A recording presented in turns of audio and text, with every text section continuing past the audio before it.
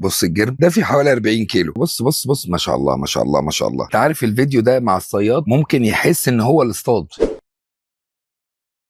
طبعا انت بتشوف الفيديو ده كده الاول مره تحسب ان هو حاطط طعم.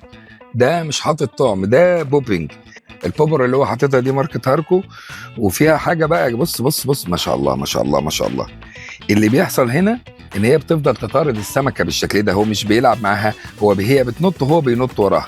99% من الجروم بتيجي بنفس الطريقه اللي انا بقول لكم عليها دي، بسهوله جدا يعني. هنا بص بقى، تعال نشوف العود وهو بيشد وبيكمل لحد فوق. والله انت عارف الفيديو ده مع الصياد ممكن يحس ان هو الاصطاد. يعني انت بتتفرج على فيديو بتاخد متعه اكن انت اللي اصطدت. شوف بقى هنا اهو بيلم بيلم بيلم. هو في الاخر برضو انا معتقد ان هو هيطلع جرم، لان معظم الحاجات دي، بس هو جرم كبير ما شاء الله يعني. اهو ما شاء الله، طلع اهو. بص الجرم ده فيه حوالي 40 كيلو. قول لنا في التعليقات لو انت برضو تقدر تقدر الوزن بمجرد النظر. نكتب في التعليقات وزن الجرم ده كام كيلو.